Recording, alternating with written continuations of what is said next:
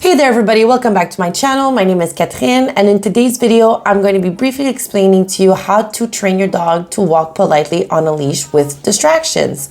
Whether you're a longtime subscriber or a new viewer, I'm really excited to have you here and I hope you enjoy watching. Before we get started, make sure you hit that subscribe button and turn on the notification bell so you never miss a video.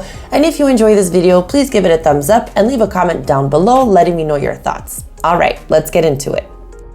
So I'm here today to help Ruby manage her emotions, understand what the heel position is, and understand what leash pressure means, and how to re-engage with her handler.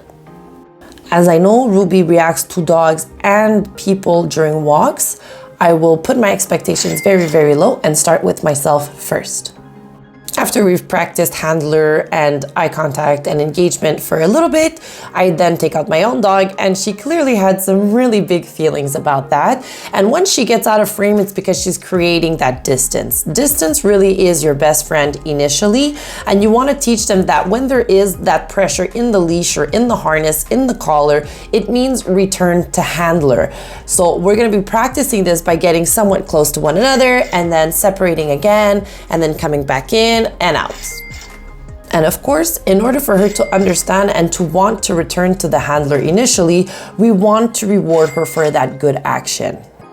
Treats or toys or even affection for certain dogs are going to be the main reinforcer that your dog needs during the walk in order to understand, oh, this is what we're really asking out of me, and if I do it, I get rewarded for it. Amazing, let me offer it to you again and again and again.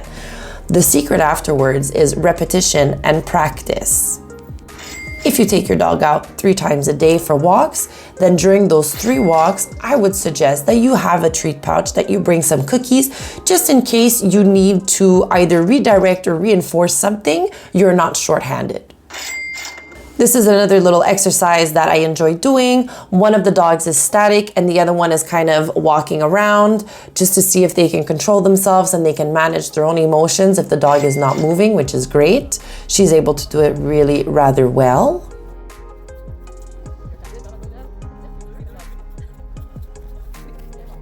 And at one point she gets really, really close to us, looks at my dog and decides to return to her handler, which was absolutely amazing.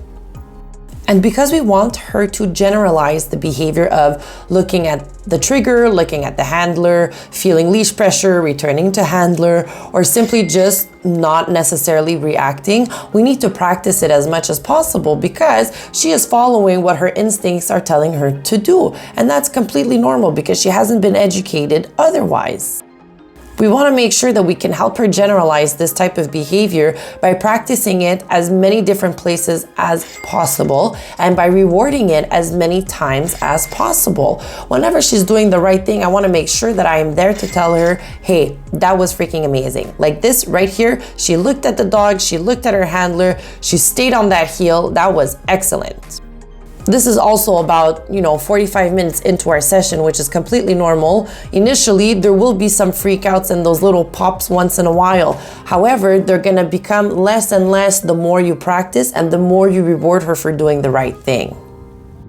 If your dog is not receptive to treats during walks, it might be that they are already over threshold or that your cookie is not that strong.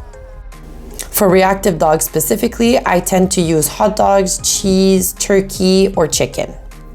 A high value treat means that you are way more interesting than the rest of the environment.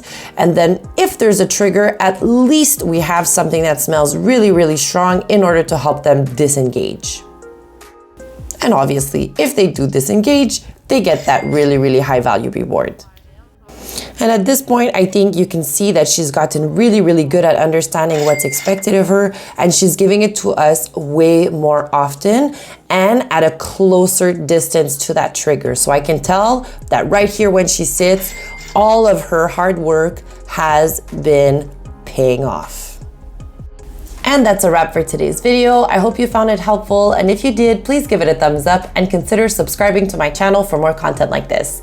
If you have any questions or comments about today's video, please leave them down below and I'll do my best to respond to each one. And don't forget to hit that notification bell so you never miss a new upload. Thanks for watching, and I'll see you in the next one.